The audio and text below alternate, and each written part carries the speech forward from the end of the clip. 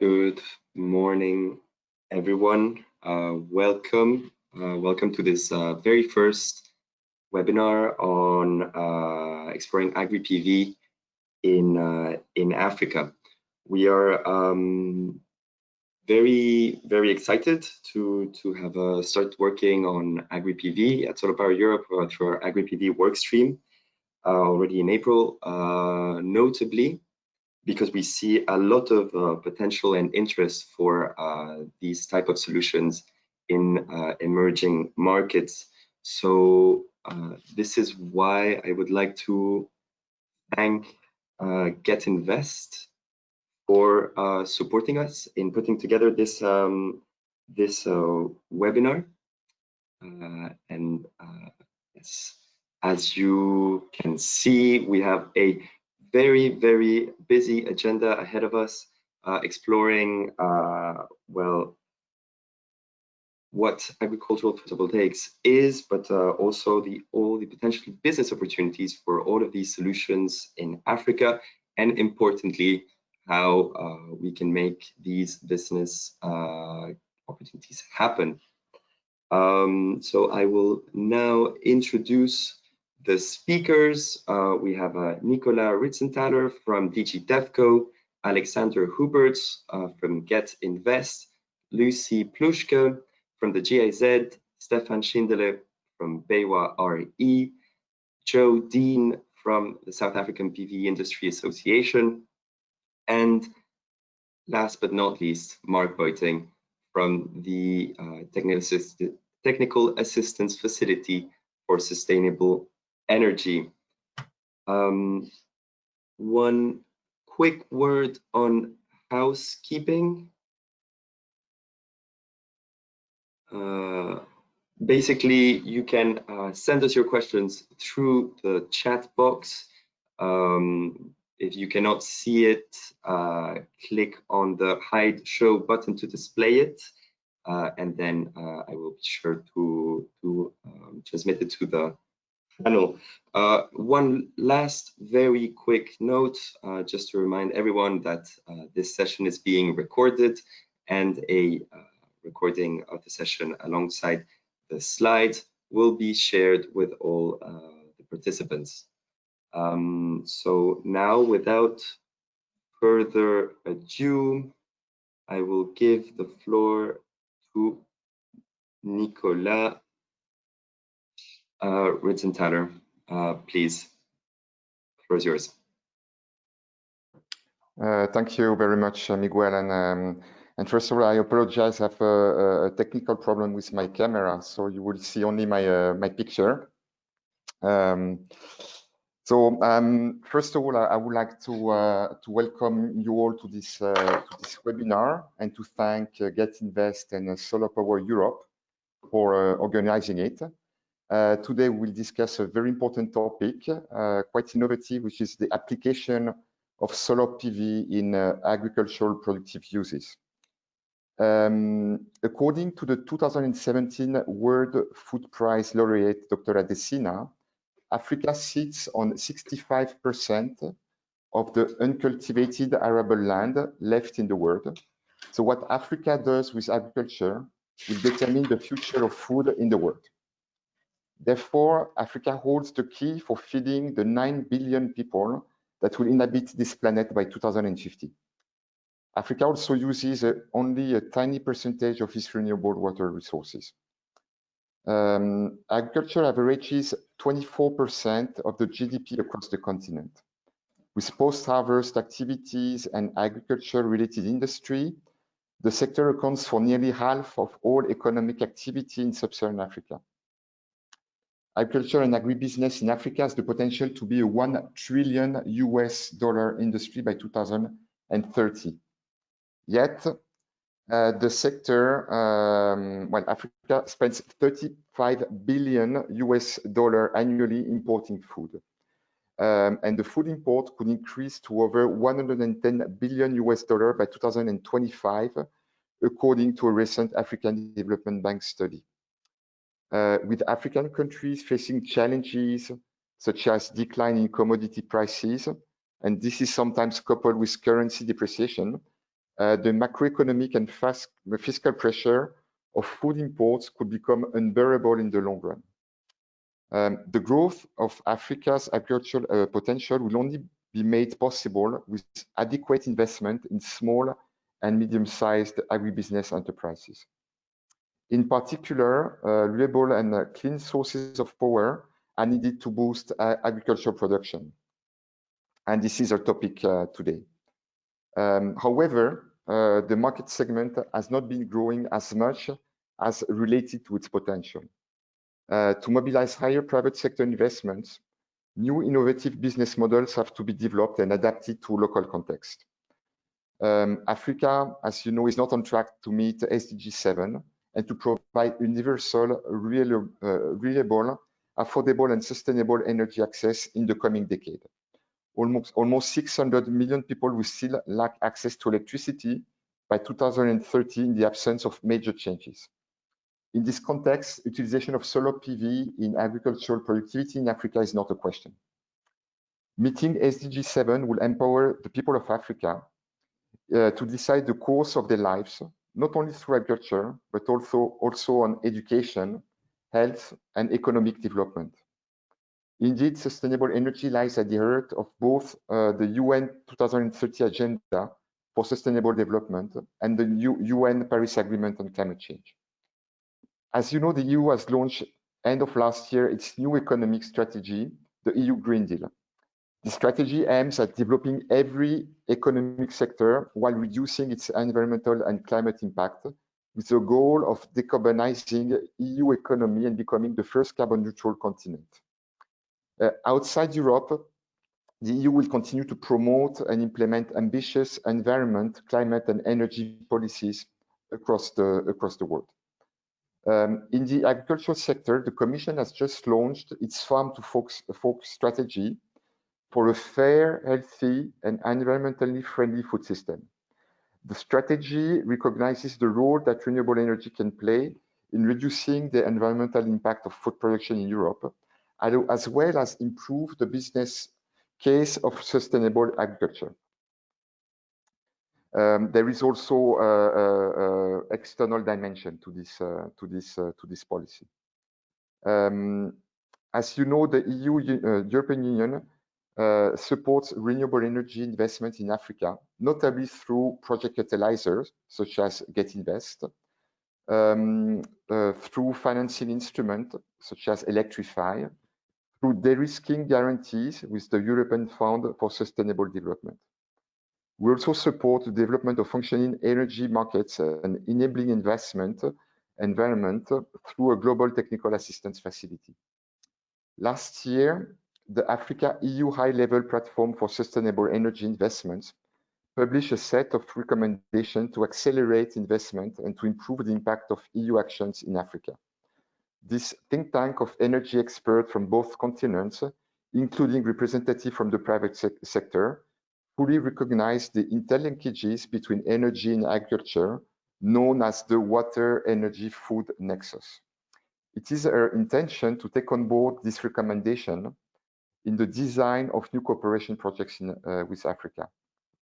Indeed, solar power technologies and agriculture, Agri PV, has the potential to generate a triple win scenario: higher crop yields, reduced water usage, and provision of renewable electricity. It can be applied for pumping for a wide range of processes, such as irrigation. It can also be applied for refrigeration of agricultural products, also for electric fencing, poultry lighting, pest control, and many other uses.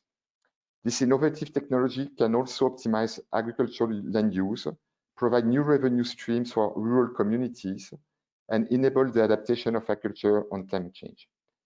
We'll be hearing today on various applications of solar energy and how it can positively impact the agricultural business. Let me thank in advance the speakers taking time to present their experience in technology solutions and bankable business models that could inspire entrepreneurs, farmers, and developers in developing a sustainable Agri PV market in Africa. I'm very much looking forward to fruitful discussions, and I thank you very much in advance.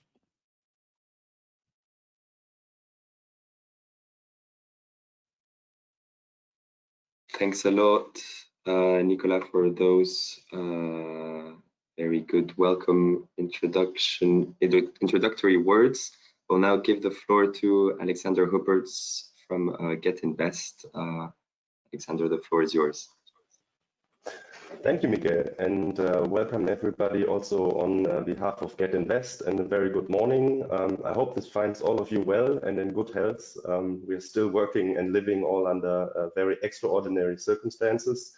For some of us, there is starting to be a cautious return to a new normal. Well, for some, especially in Africa, the crisis is only just starting, and all of us will be affected in one way or the other in the end. Nicola has already highlighted very aptly the relevance and the eminence of today's topic, agriculture and PV. So I don't want to spend too much time on dwelling how this can help in developing our partner countries and reach the impacts we are hoping for. I very much hope that today's webinar helps us understand this nexus better, and subsequently also helps those among us that whose role it is to support partners in providing energy services to do our job better in helping these stakeholders. Next slide, please. I would like to briefly introduce how GET.invest could also possibly help the participants beyond us contributing to the organization of today's webinar. And well, GET.invest is a European program aiming at mobilizing investments in decentralized renewable energy projects in partner countries. Currently, we are operating in Sub-Saharan Africa and the Caribbean, covering both on-grid and off-grid electricity projects, as well as clean cooking. The program is financed by the European Union, Germany, Sweden, the Netherlands, and Austria, and is hosted and implemented on the program platform implemented by GIZ. Next slide, please.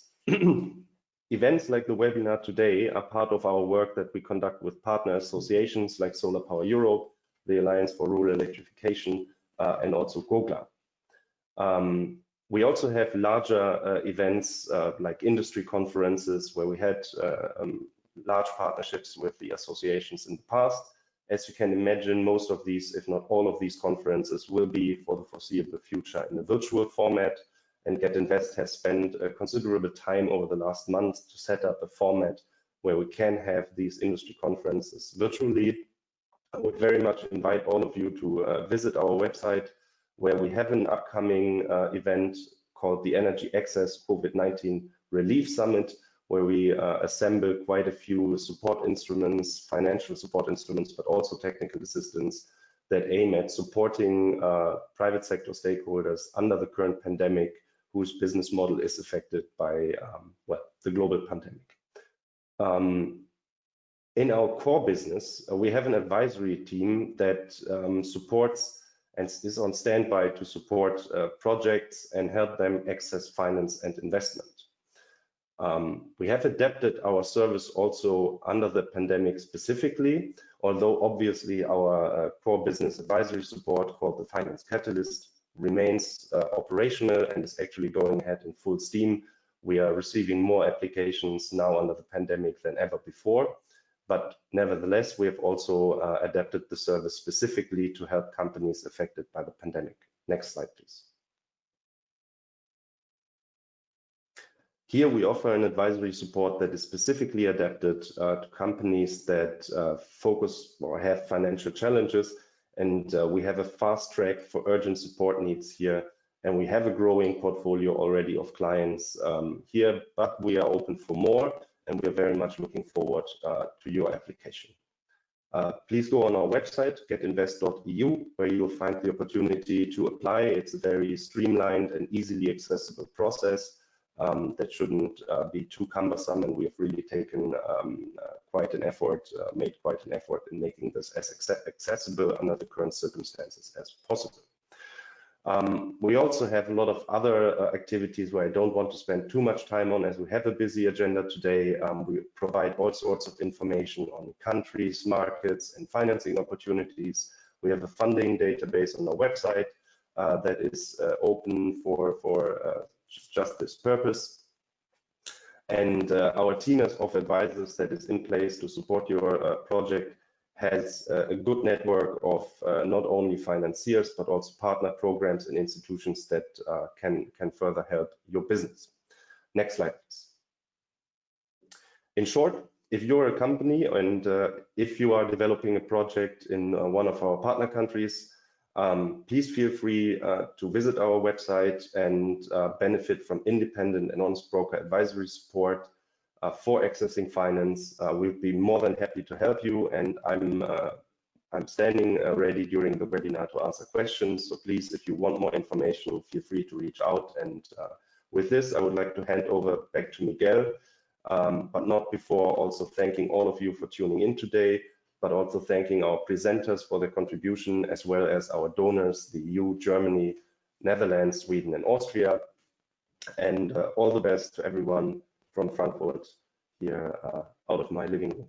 Thank you very much, and enjoy the webinar.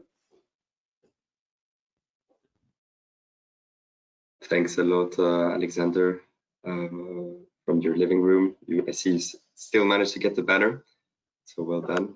Thanks a lot for those words.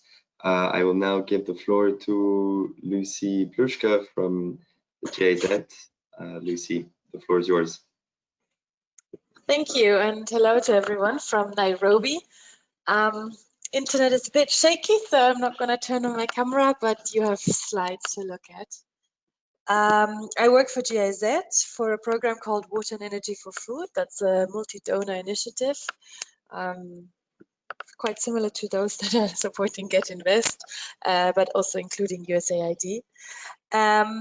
We've been working a lot, particularly on off-grid solar solutions. I'm just trying to change slides. Shall I just say change slides? I don't seem to. Okay. Jumping ahead. Yes, so I'm going to focus a little bit in these next 10 minutes on off-grid, mainly because I only have 10 minutes to talk about it, but also because in our work we focus a lot on smallholder farmers. So rural areas that are not necessarily connected to the grid, or in countries like in Kenya where grid electricity is very expensive or cuts frequently. Particularly in the agricultural space, we're looking also a lot at, okay, if a farmer makes an investment, it has to get him, a return. He has to get a return. And for some of these solar off-grid applications, that makes much more sense than if we are looking at sort of on-grid solutions. When I say off-grid, I'm jumping again slides. Okay, some of these off-grid solutions you can see here. When in the agricultural space, we have irrigation, we have milling, we have drying, we have cooling solutions. But then it can also be quite interesting to look at these productive uses more in rural development sense, for cooking, for construction, for electrical appliances that are used at home, etc. All of those sort of uses are what we consider under sort of the off-grid solar space. And I think my remote control of these slides don't work. Next slides. Thank you. And so in particular, what we've been working on is the irrigation pumps, surface and submersible pumps, cooling and drying systems, and then in the agro-processing as well. We've looked at a variety of technologies over these past years. Next slide, actually 2 slides in. And essentially what we're looking at in the off-grid solar market is a growing, there is potential, there is a growing market. And it's quite interesting to see what kind of actors and partners we have in the space. As you can see here in the first row, there's a lot of startups, different smaller SMEs, companies that have come up with particular off-grid solar solutions, be it a solar powered irrigation pump or a solar milling solution. And those are the sort of the SMEs and startups that we typically work with. But there's also the larger multinationals that often sort of have expanded some of their product line and have particular like a sort of a range of products, or are able to even combine certain things for multiple users. There's also an interest from sort of more the traditional solar home system, solar lighting space that have already developed these different business models, be it from leasing and pay-as-you-go, etc. That you can see here. Then there's the portfolio distributors. So those are really sort of also an actor that provides services for maintenance or for repairs when needed, but also sometimes even for training. And they certainly can help companies to, here you can see a lot of Chinese partners as well, to break into markets. And then another thing that is quite interesting in the space are the mini grid operators, where multiple use solutions or sort of integrated solutions are coming up or becoming more prominent. Next slide. In general, what this is research done by IFC in Dalberg. They've interviewed a lot of these actors that I've just mentioned to sort of understand what is the current market. Here from the first graph, you can see that most of these companies are selling less than 10,000 units currently per year, which is actually not that much. And there is definitely more potential.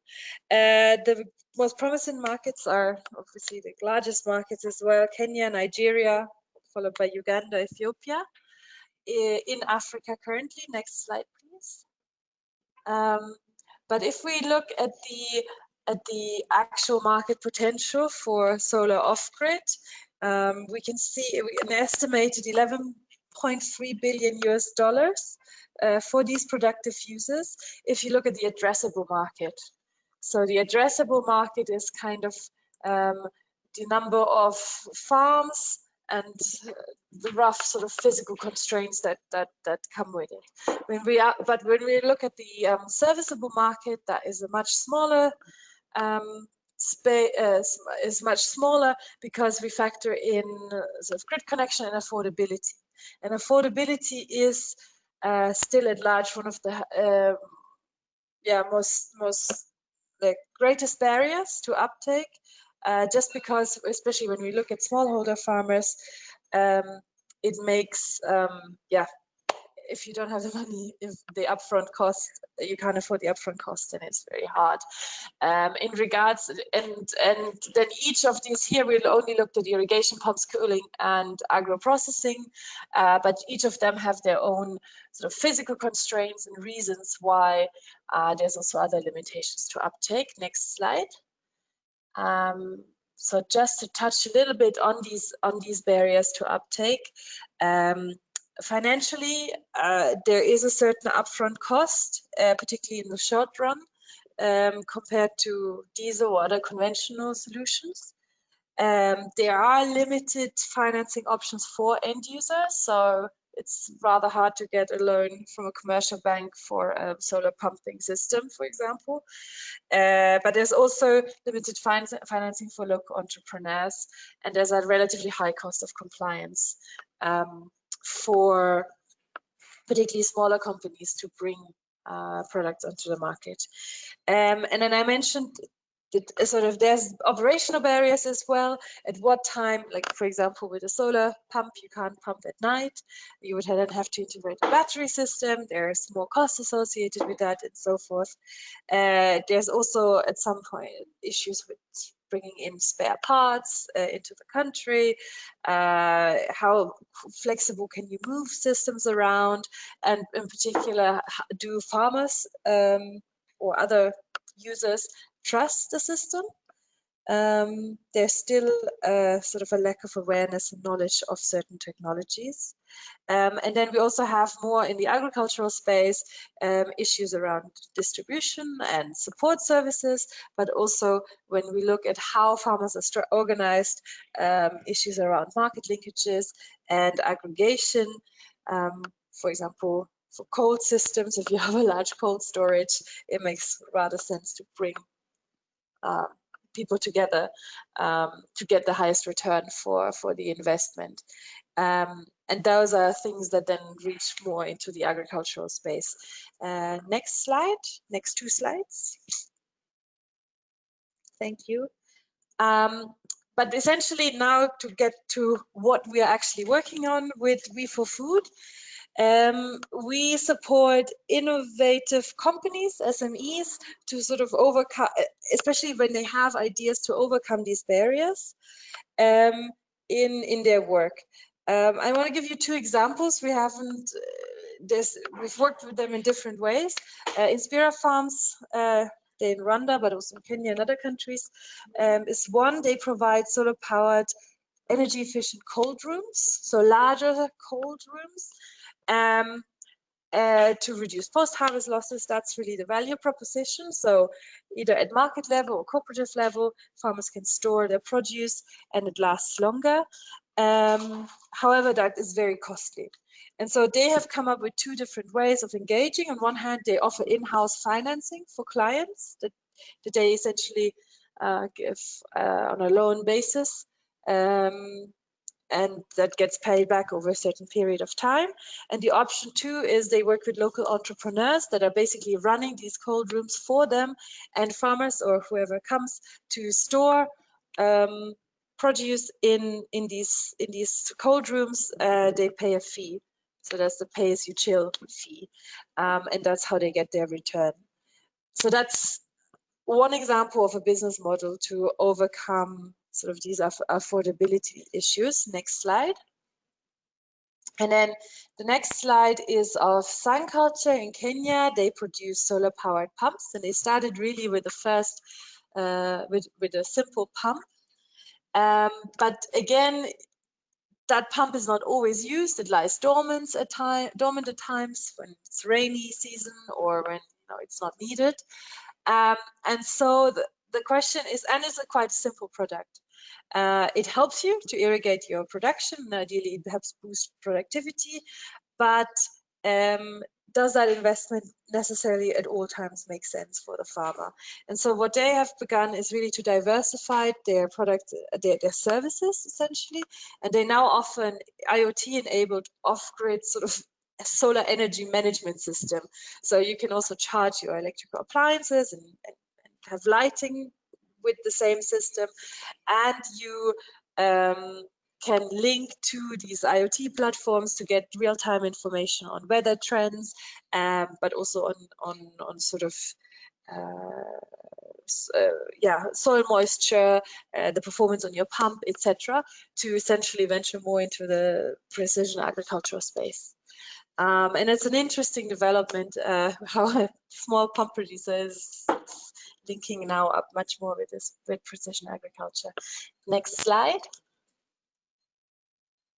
This is just a little sort of self-advertisement. We do these calls for funding where SMEs with innovative ideas, be it the technology in itself, be it a business model as I just presented, or sort of an interesting partnership with a financial institution, etc. Basically, you can apply as an SME if you have such an innovative business proposition to our calls for funding. Normally we work with these, well, the idea is to work with these SMEs for a period of 2 years, providing financial assistance and technical assistance. And the next call for Kenya and Uganda, Senegal and Ivory Coast is now out in August, followed by a regional call for West and East Africa in early next year, January 21. And there's also going to be another one for Southern Africa and Northern Africa a bit later in the year as well. So this is really an opportunity to work more closely with us Next, final slide.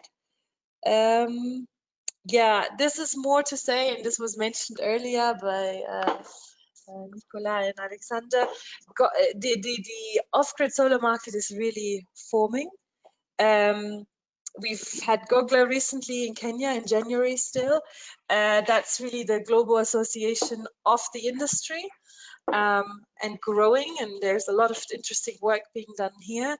There's others like CLASP. They are working, for example, on the Global Leap Awards, where they basically test and award the best performing appliances, and then they had a whole section on cooling, agro-processing and pumping. And yeah, so there's a lot more happening now in the industry, how the industry is organizing, and we see a lot of potential in the off-grid solar market for agriculture, which is very much needed, as was said in the introduction words. Africa has a lot of potential to feed the world, and that's one step towards it. So thank you very much. That was the presentation.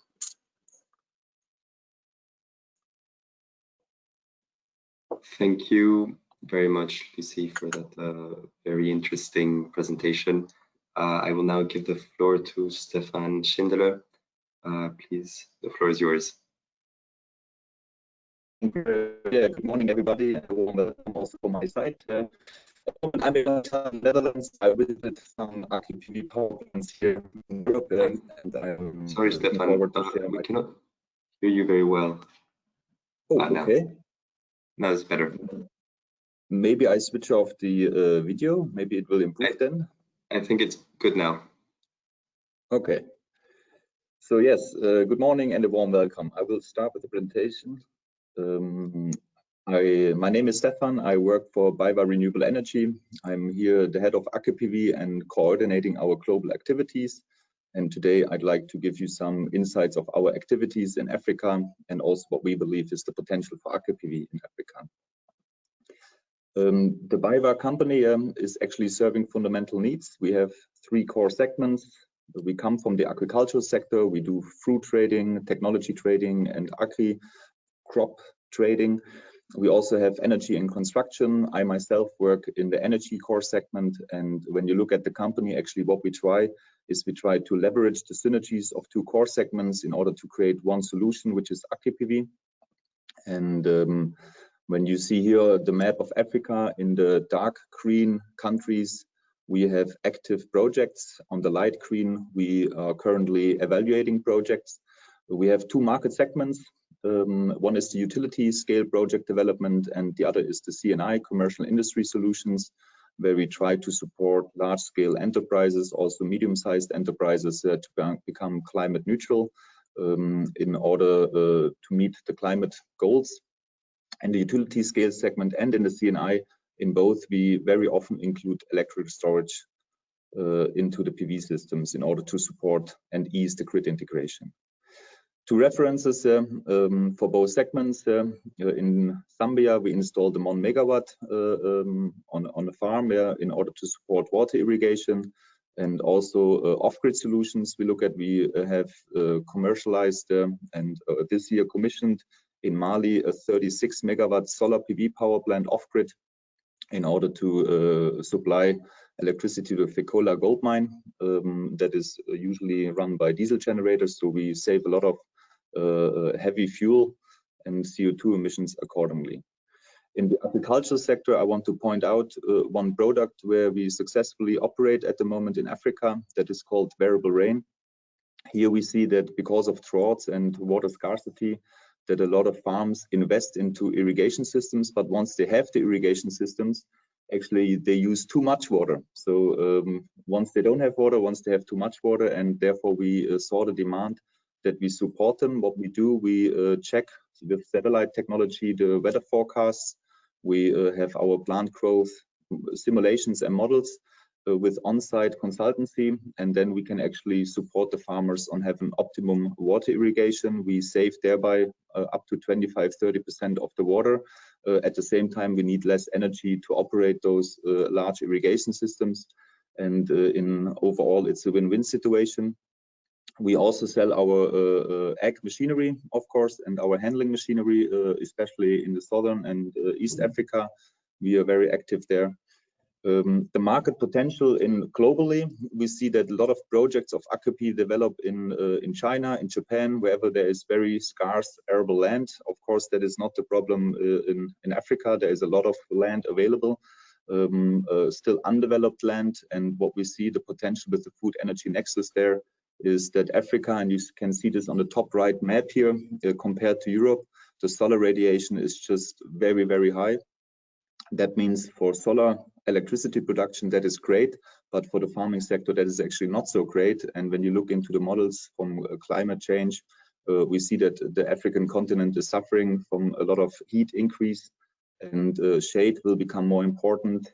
Droughts will be heavily impacting the agricultural sector. So the combined product Agri PV can really be a win-win situation. In the European Union, we see that France, Netherlands is taking Agri PV initiatives. Other nations globally discuss it as well. But unfortunately, so far, at least I and we as a company have not heard that any African government is looking into the Agri PV market. We would be happy to hear if there is something ongoing. Now, there is global from science studies that if we would only use 1% of cropland, we could actually offset the global energy demand. If you compare this to Africa, in Africa, the installed capacity of PV is 6.5 gigawatt. 1% of cropland would lead to over 2,000 gigawatt.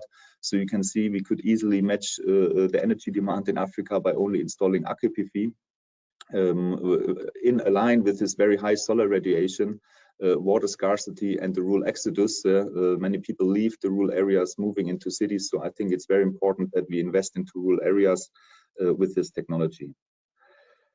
We offer more products. Two of them I want to show. The single row system and the multi-row system. The single row systems we particularly designed for fruit growing and berry growing. All types of berries function very well.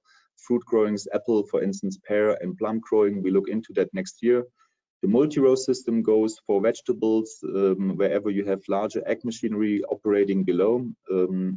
I want to give you a reference for this. We participated as the company in our project where we actually cropped potato, wheat, clover and celery below the system. We have some very good results. Actually in 2018, we had a higher crop yield below those systems compared to a reference area without Agri PV.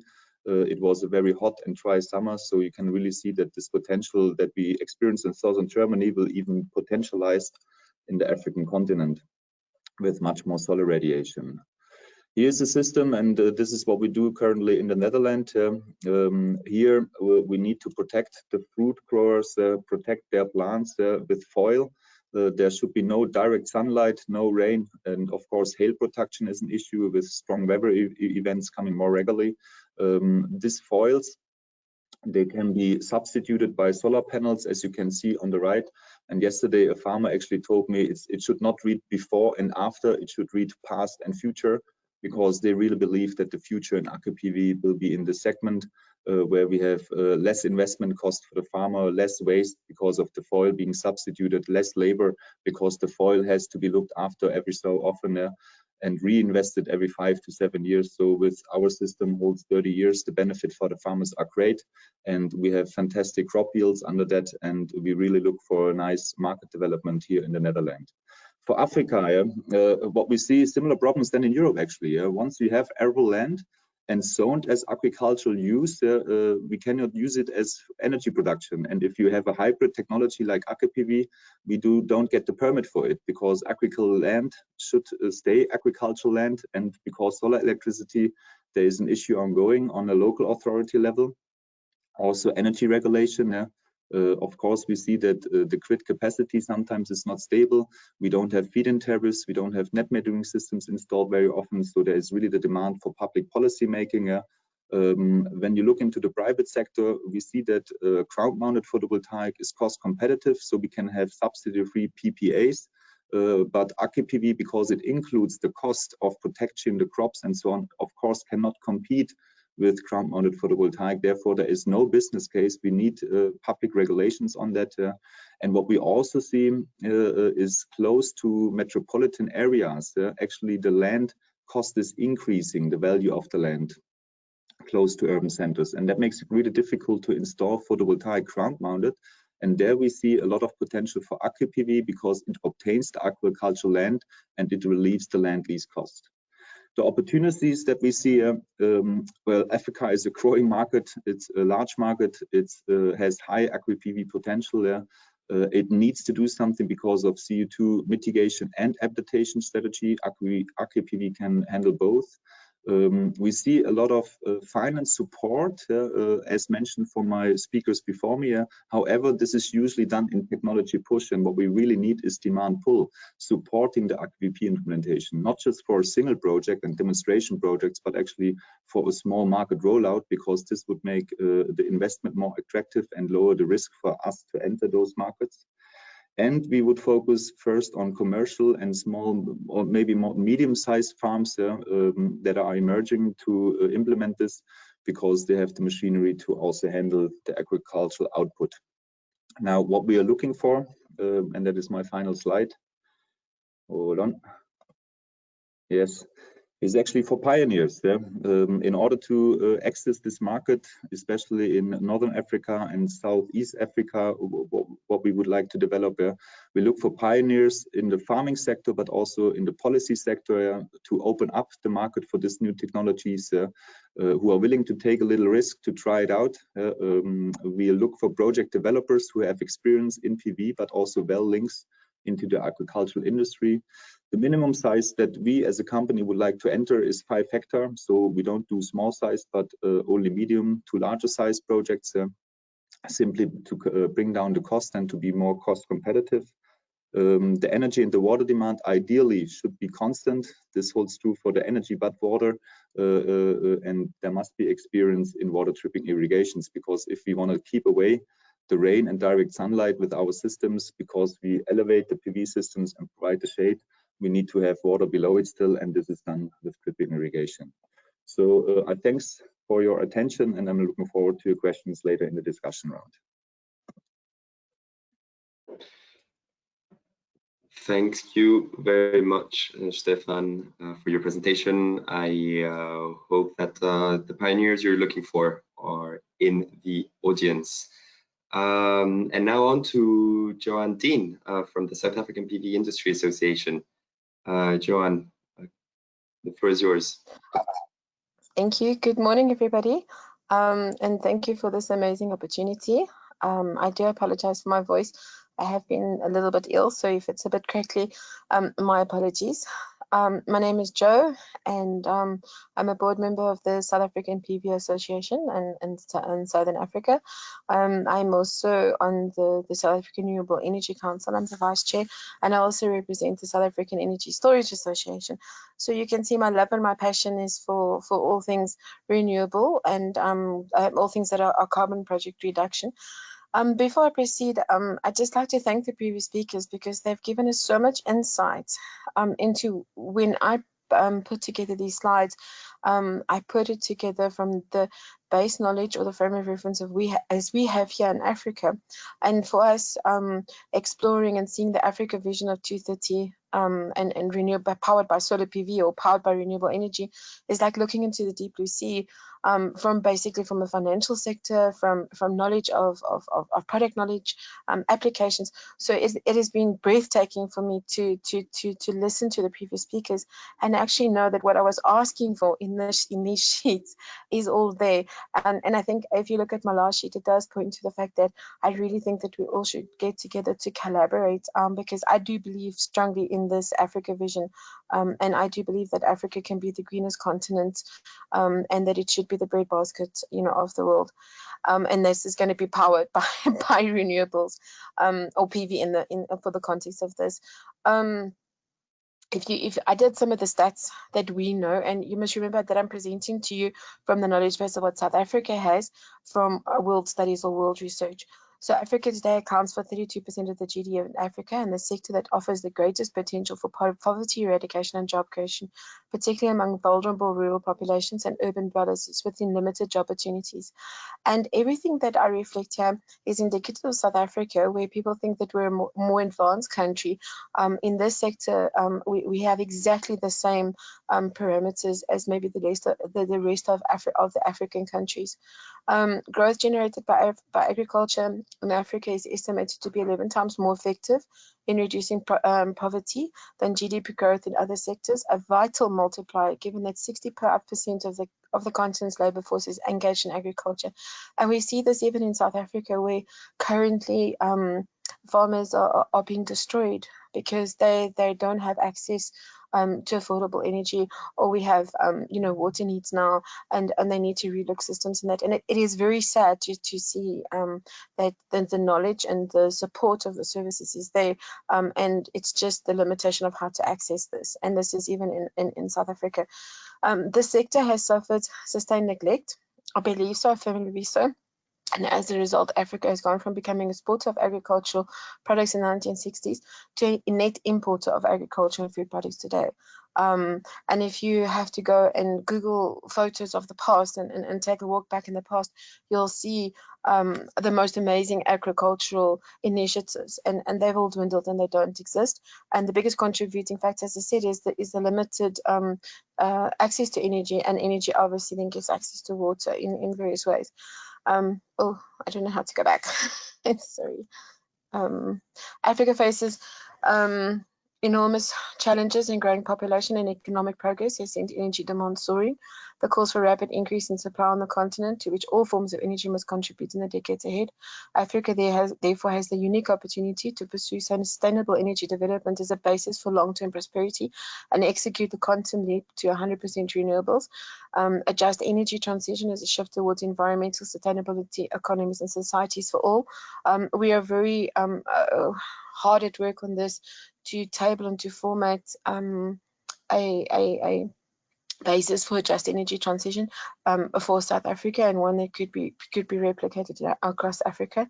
And looking to this platform and the type of partners that are out there, we definitely need to reach out and form these clusters of collaboration onto one platform. The opportunities there. The past years in Africa, this is where I am. Not proud to say, but this is a snapshot of South Africa. Africa is richly endowed with fossil fuel-based and renewable energy sources.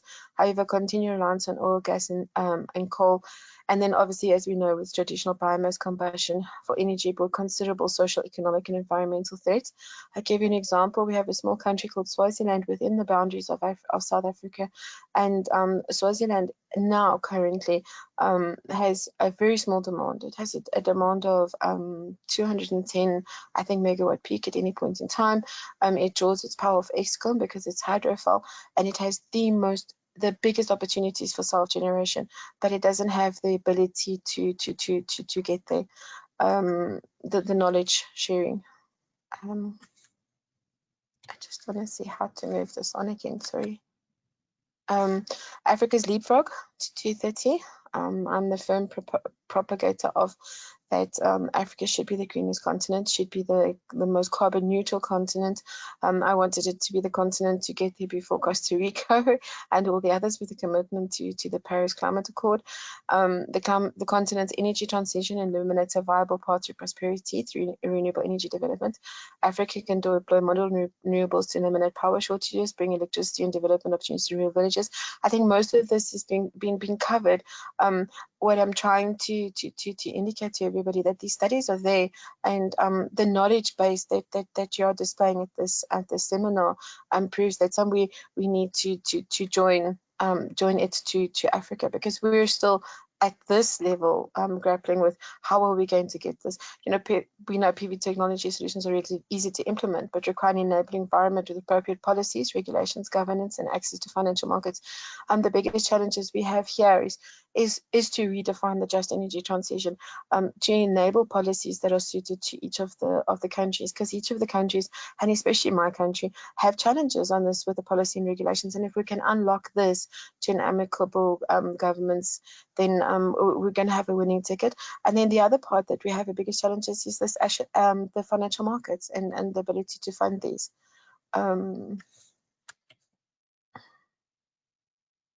Sorry. Which sector will form the building blocks? We believe that agriculture will be powered by PV, will grow the African energy backbone.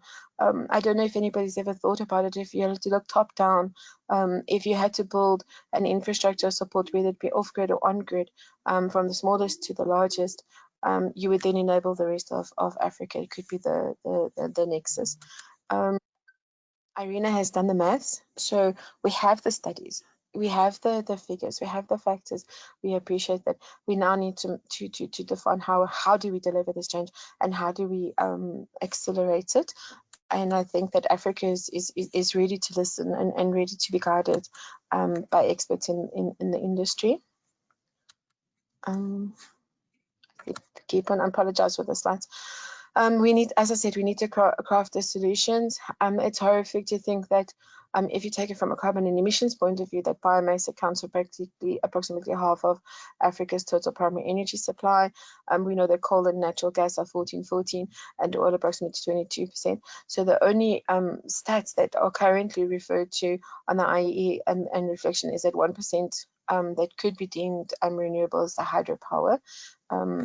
And we want to see PV in there on a large scale. We know that we have the resource, and we know that we have the opportunity and context. As I said, at various scales, we've got opportunities all the way from household communities to industrial to a national scale, providing sustainability to agriculture and the need for water.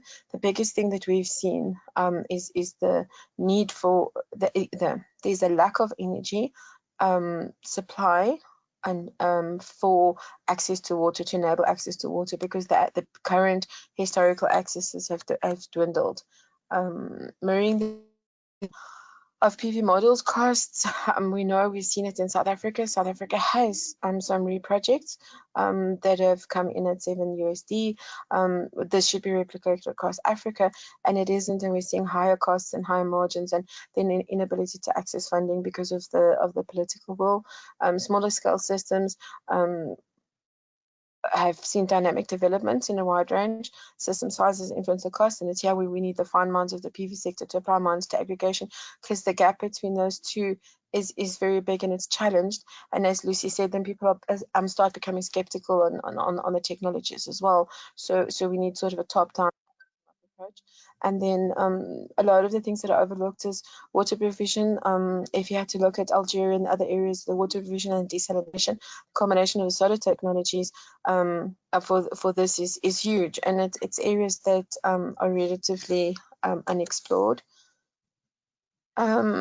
Just to have a break from all the stats and things, and just a thought, this is something I personally lobbied and we're getting right in South Africa just as a pilot.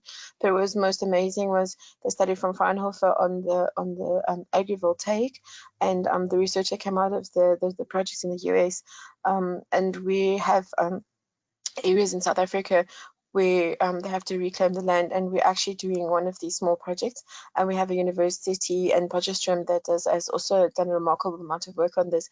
But how do you get this knowledge out there? But to be involved in one of these projects was absolutely amazing, because we had the PV community doing the technical part of it, and then we had there was a German missionary association that did the engendering and the teaching to the emerging farm assistants, and I was just looking at Africa with expansive land availability and radiation. If we want to become the food basket of the world, this would also should be of interest, and it would serve two purposes, because it would could give power to the grid and serve for the agriculture sector, especially in South Africa. Africa is home to the largest unelectrified population in the world, 600 million people lacking access, expecting to reach 700 million by 2030. In South Africa alone, we've only managed to have access for 79% of the population. The population that's trapped without electrification is normally in the farming areas, in the sustainable areas. The rest I will leave for everybody to read later. I'm sure they'll make all these slides available. I just really wanted to show you the conceptual ideas that we have and where we're stuck in Africa and South Africa. That we believe that global PV can accelerate the transformation of the energy agriculture opportunities. You can have a read through that at your leisure. And these were the last few slides were what I wanted to explain to you, where I said how I feel that we should almost unite as a global industry, and where we really need assistance is creating the enable policy and regulatory framework and adopting investment promotion ideas.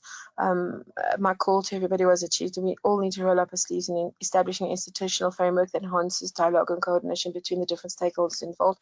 And I think that this webinar could maybe form the start of that. It's definitely opened my eyes, and I mean, I'm based in South Africa, you know, looking at the PV market.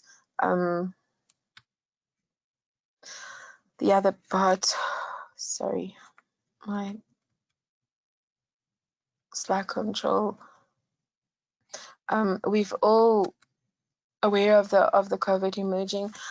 Leaders all across the world. I went and did some research last night just to at what's happening and the call for post-COVID emergence to build a green recovery. And what about Africa? Africa would be the ideal opportunity to kickstart the green recovery as emergence from the COVID response. The Time of Africa. This is from ESI. They do reporting into South Africa on various initiatives. This was eye-opener for us, because it realized how this initiative increased land use, productive 50% of the agricultural. What this farmer said here was what I wanted to put in. He says, I was not eager to farm before. He said, I became interested only after I saw the benefits of solar energy with regards to savings, and the output. This is amazing. This is the stories that we want to hear, and these are the stories that we should showcase so that we can try and get an enabling market. And then it just was, again, how I said how this could work and how it could be replicated. So this small little project has taken wings and has grown, and is the type of initiative that we would all want to collaboratively be involved in. Key lessons from the story was that they had the global funding, and there were other partners, and they included ministries of irrigation, water resource, agriculture, energy and mining, other providers, extensive information. And what I'm trying to just showcase here is that if a whole group of people that can get together, you can make this happen. And this is the thing, together it can be done. And I think we should have plenty more of these initiatives, and knowledge sharing and awareness of each other, and we could regroup it together. I'm saying it can be done. While you're waiting, SAFIA, which is the South African Photovoltaic Association, is on board, and we challenge all our global peers to join us on this African journey, and let's make it happen. Thanks a lot, Joanne, for a very complete presentation. In fact, I believe one of the authors of the Fraunhofer's study is here with us, so maybe we can touch upon that quickly later. That would be so exciting. That would be great. Yes. Mark, please, the floor is yours. Thank you. Good morning to all. I'm Mark Buiting. I'm with the Global Technical Assistance Facility. Let me see if it works. Yep. There's a slide.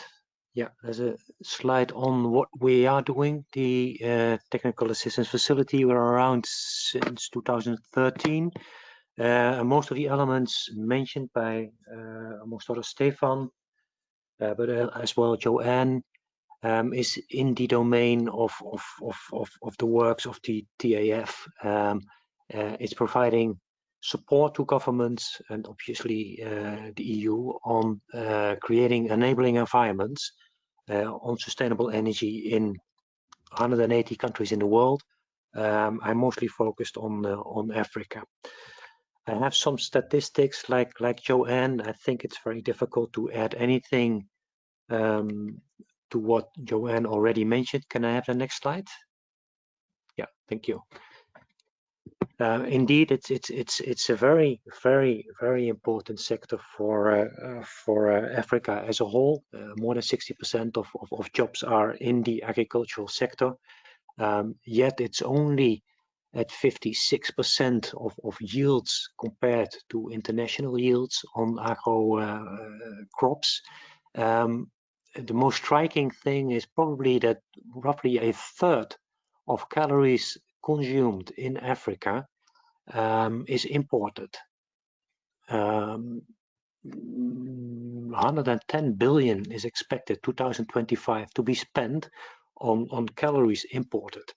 And it's good to keep in mind that this is an extremely important sector to focus upon for transition, and not only for the food, but as well to piggyback on it from an energy perspective. The energy perspective is quite large. We have seen other examples in the agri sector that lifted the whole countries and continents out of poverty, focusing on agriculture. The energy component, and that's the next sector, is what we focus upon in today on a case study. Let me see. Can I have the next slide? Yeah, thank you. So the technical assistance facility is around since 2013. It is aware, and the EU is aware, that the agricultural sector is key in Africa, and it's also aware that the energy component of it is strong and is a strong component to change. One of the assignments, one of the tasks under the technical assistance facility in the last years has been a focus on agro processors, and one of them is what I focus upon today.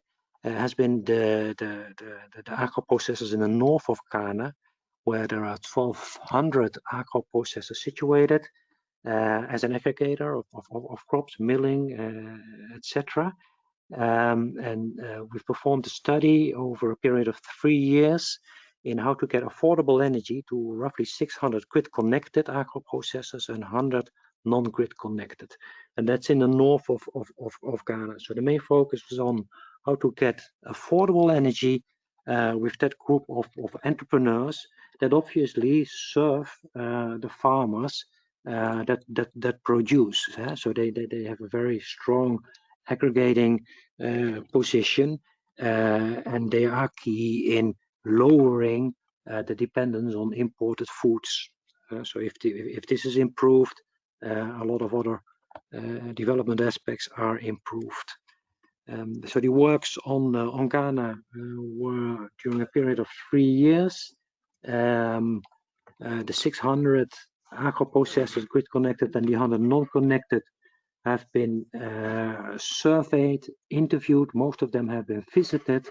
The energy demands have been investigated. There have been technical options drafted on how to get affordable electricity to them. Can I have the next slide? Yeah, thank you. And we came to the conclusion in the end after the 3-year period, and that's also why I chose this example from the works of the technical assistance facility, because it actually covers most business models that are around, so to say. So I've heard Stefan mentioning the utility scale IPP. I've heard the commercial and industrial opportunities, the finance issues, maybe the lease options. In Ghana, this case actually had all business models incorporated. It could have been a utility scale. It could have been a lease option, solar panels to each and every agro processor. And so we had to review all business models, but as well in the local context.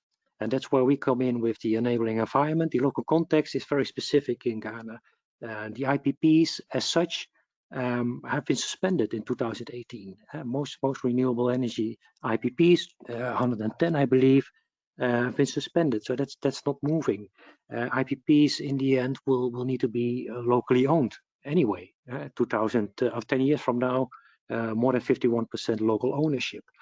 The net metering is in place. It's a one-to-one, but it's being reviewed. It's thought not to be fair for the local, the netco distributor.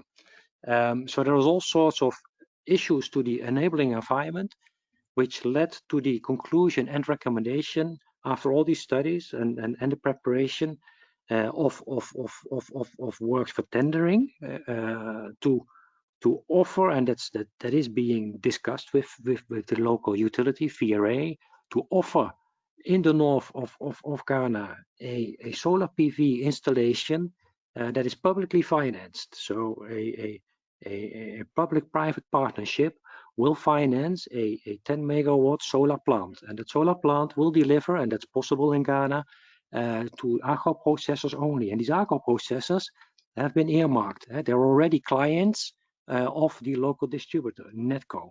So you have a known credit risk.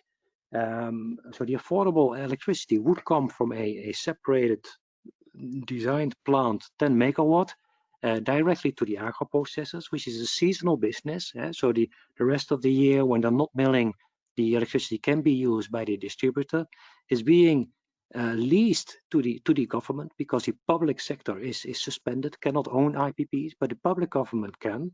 So through the local utility, they lease a 10 megawatt power plant. The power plant delivers cheap electricity under a lease contract, because then you don't need the equity component from usual private IPPs. And then, like Joanne mentioned, South Africa was world competitive with $75 per megawatt hour. Through this structure, we would be able to obtain electricity starting 26 to 62 euros per megawatt hour, quite comparable to what Joanne mentioned. From a bankability perspective, the utility would stay out of the picture. They only would be, in time after the lease has been repaid, become owner of the 10 megawatt power plant. The power plant itself would sell electricity to the person making the lease installments and the lease investments, being a public-private partnership, and that public-private partnership would be tendered, and the works to have it tendered have been prepared by the technical assistance facility, and the private public ESCO would also have a mandate to replace any obsolete old equipment with these 600 and the 100 plus non-connected clients. So that would be a win-win on both affordable electricity and on energy efficient equipment. And the ESCO has been reviewed by all financing options possible through the EU, with electrify, with blending possibilities, with the new EFSD finance schemes, like the facility for energy inclusion with the African Development Bank. We're looking into the RSUF, African Renewable Scale Up Facility. So through that ESCO and through the involvement of the local distributor, we don't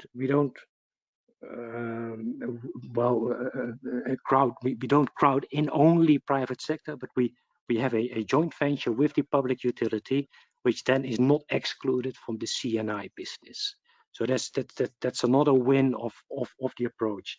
It is being tested, it's being discussed with VRA and Netco in the north of Ghana. It's very specific because of the net metering and the suspension of the IPPs and the local ownership requirements in Ghana. I'm actually in talks already much further than the presentation. Can you continue? Yeah. This highlights all the options we've looked at with Electrify and the other EU facilities, and we think we can come up with a very affordable scheme, and we also believe that it's very scalable as well. in this specific sector where concentration of electricity is possible with existing clients, with existing distribution companies, and with a public function. It's more difficult to finance farmers commercially from EU facilities. But this one, this approach is having a very public central role. Can I have the next slide? This is the last slide. So what we think we're investigating and maybe is up for scaling elsewhere is a public IPP under a lease scheme, can be financed because there's a private sector implementing the public IPP under that public-private partnership. So that can be tendered. So we have a private arm and controlling the operational and management elements. So that allows for public and private financing to one type of business model. We think it may also be exported to other sectors like social infrastructure, like the universities and the hospitals as a model. And we are currently still investigating the implementation, although it has been prepared very well and up to details. And that's where we are at the moment. And the Energy Fund for Sustainable Development, all the guarantees under the program, which have been launched 2 years ago by the EU and being implemented nowadays. We're also looking into them at the moment. So we think it's a good model, might be a good model. Not there yet, but it may be one of the solutions from a public angle on this very important sector. Thank you so far.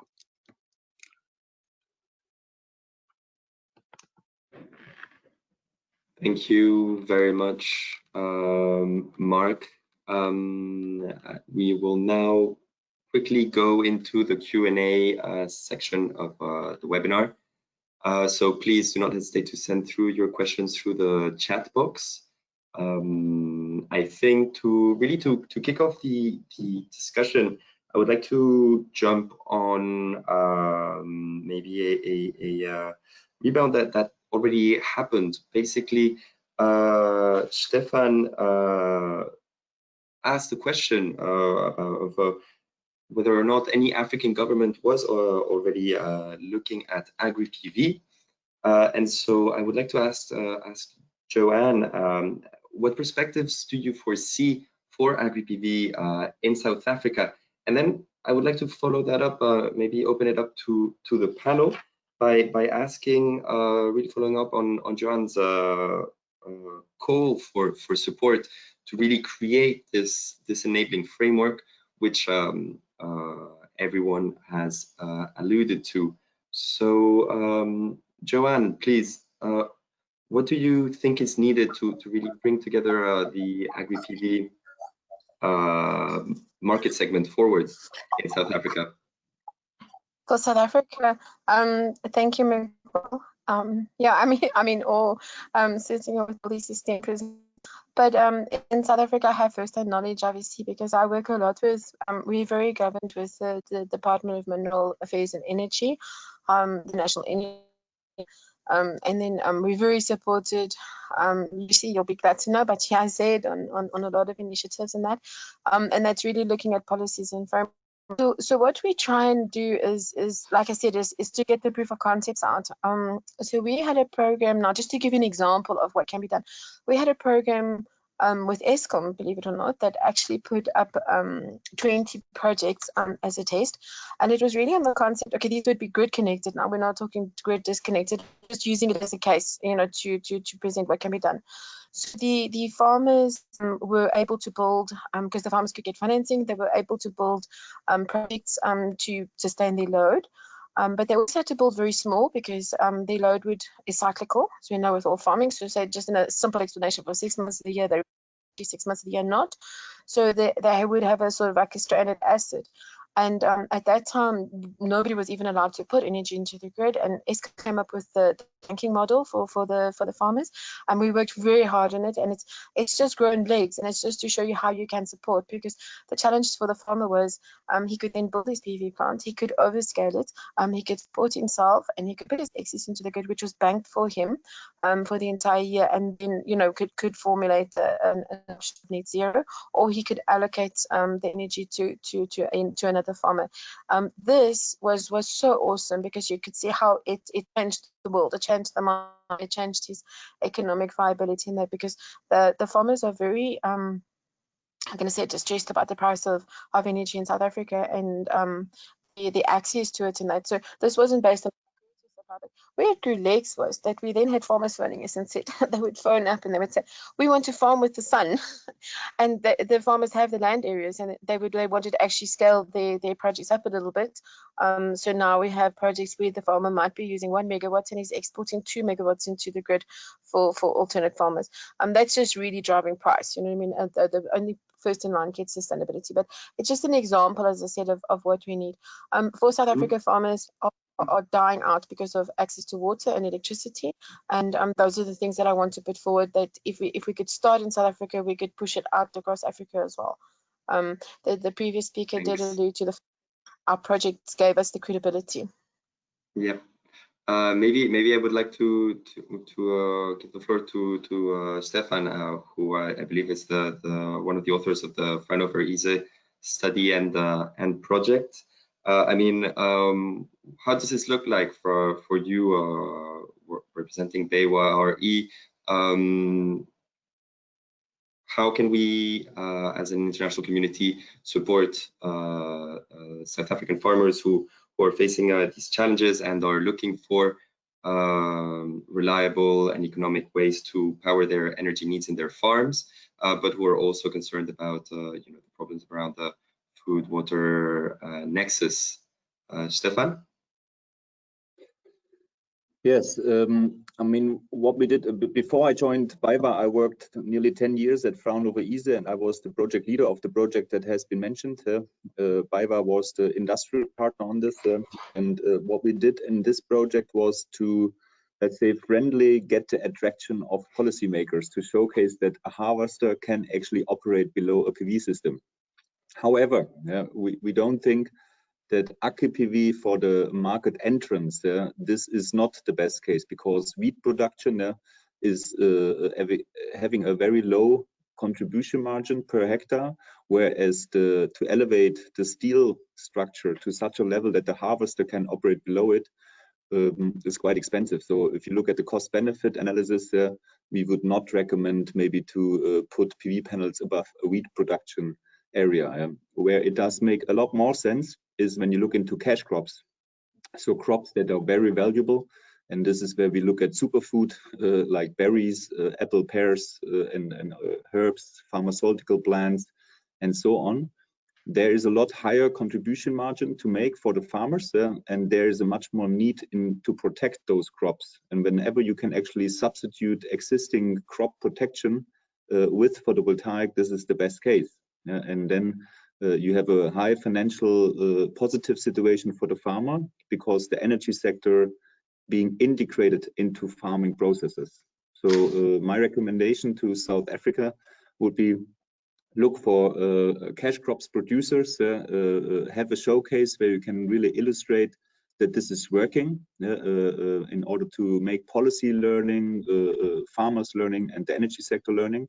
And then think not just of technology push in the sense to have one showcase, but think right immediately on how you can roll out this and look for the potentials within your nations. And potentials you can assess by GIS, geographic studies, to see how much crops are grown in which sector, and then go to the farmers and talk to them, because they know best what they need. The problem that we have is when you look into the energy market, that for a very long period it was to bring down the cost of photovoltaics, meaning cheap is good, and then when you want to sell the electricity with PPA or something, you have to have a low price. And that's what I say. So let's say for a diesel generation grid, and you want to substitute the diesel generation, you would do this with the cheapest opportunity, and this is ground-mounted photovoltaic and not Agri PV. And there we think we really need public regulation who is compensating for this delta, where Agri PV is not competitive, but is able to provide extra benefit for the farming sector. Thanks a lot, Stefan. I think there's that segues quite well. I mean, I think I would like to hear the perspective from Lucy and Mark. I mean, again, notably how we as an international community can come and support South Africa in developing this enabling framework, but also to promote investments. And I would like to quickly have your opinion on the potential for cash crops in Africa, in the countries you are active in, as this has been identified by Stefan as a key enabler for to drive Agri PV projects. So Lucy, Mark, I don't know who would like to go first. Lucy, maybe?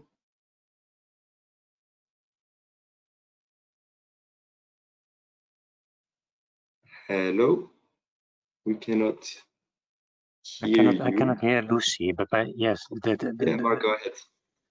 I think it's a very good point, the ground-mounted or the Agri PV comparison.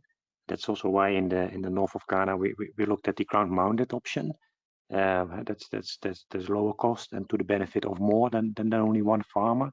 But yes, that's to be taken up within the enabling environment. That's good. You mentioned it, and I think we can take that up to the EU level in task force to see how that can be addressed. Thank you. Thank you. Maybe I can add to Mark's answers there. With the Green Climate Fund located in Korea, we see that KOICA, which is the Korean GIZ, they actually promoting this Agri PV. They are aware that there is this delta, and they look for ways on how to finance. And the way to finance this is maybe also because of adaptation. You know, those separate sectors, energy sector and agricultural sectors, they look for solution, but they don't look for a combined solution. And here is really the need to cooperate. And as Agri PV is also good for adaptation to climate change, this is where maybe the delta can be closed. Yeah. Thank you. It's a good remark. Thanks a lot, Stefan. I mean, yeah, I think you also raised a very good point. I don't know if Nicolas would like to react on what the EU can do and is doing to really promote Agri PV projects that, as Stefan said, not only contribute to climate change mitigation, but also adaptation. Well, we have a couple of initiatives ongoing that I mentioned actually in my introduction. At country level, also we have we have instruments that would contribute to promote investments or to create enabling environment to support investment in the Agri PV sector. We have a number of projects at country and regional level also that are more directly focusing on agriculture. That is a priority area for the Commission, especially in Africa, to promote local production, but to support jobs creation, rural development, and so forth. And within this project also we have instruments that could also support the promotion of Agri PV. Although it is true that at this stage, this is not something that is maybe supported enough or known enough. And this kind, I think, of webinar contributes actually to disseminate and to spread the knowledge about these technologies that are maybe still not known, including from donors like the EU. Yet, and I think it's important also to showcase as this was done today, positive example and business models for this kind of innovative technologies. Thanks, Nicolas. Alexander, would you like to comment on this as well? Yeah, I think the most relevant points have already raised by the colleagues here. You know, as always with these things, it's a combination of different factors. It's you know, raising awareness on the beneficiary side of the technological options that are out there, the availability and of affordable finance and accessible finance, both from the international level but also from local financiers. I think especially for farmers, local financiers are the more you know, usual go-to place if you need financing. But then obviously, as mentioned by Nicola, the regulatory environment needs to be in place to support these solutions. And then more from our end, maybe you know, you need to have access to support as a company that helps you understand, okay, how can the business model work? How can I make actually a business case out of the technological solution? And when all of that comes together, I think there's a good chance that this has major effect also. Indeed. Okay, I mean, we are quite behind schedule, but I would like just to ask a final question, which is on the topic of investment. I mean, how much, what do we need in terms of capability building and training to really support Agri PV in Africa? And what could be the best vehicle for this? I'm asking this because it's also something that is quite relevant in Europe, where we need to ensure that farmers are trained also as energy providers, and to adapt the ability of PV developers to understand the farmers. So just one last quick comment, please.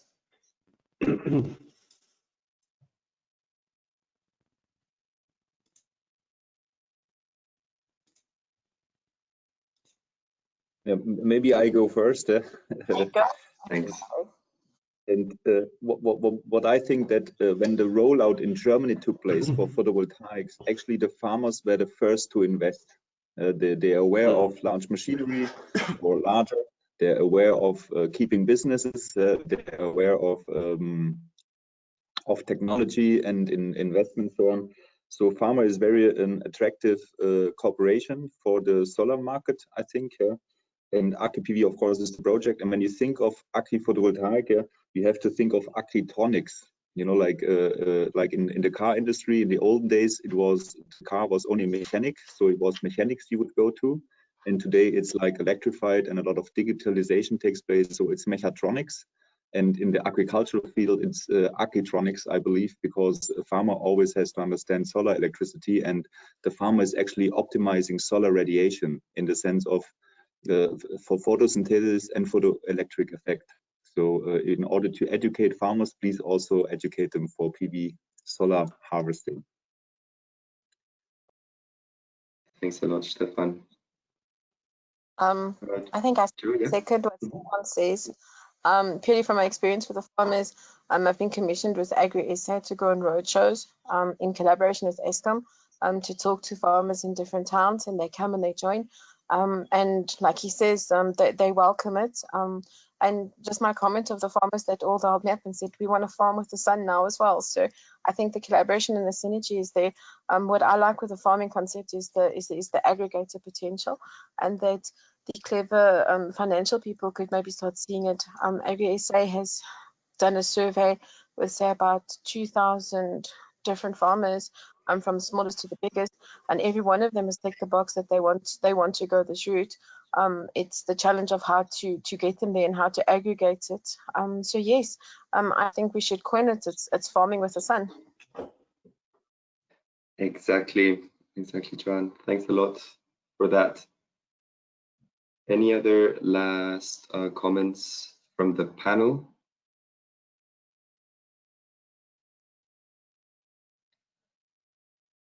In that case, I would like to thank all of you so much for all your presentations and your inputs. I think this has been a very, very interesting webinar. As I mentioned, the first webinar exploring the potential for Agri PV in Africa. I believe we could have spoken for a much longer time, which is a good thing, because it means that there's a lot of things to say, and we will make sure that those things are said in the future.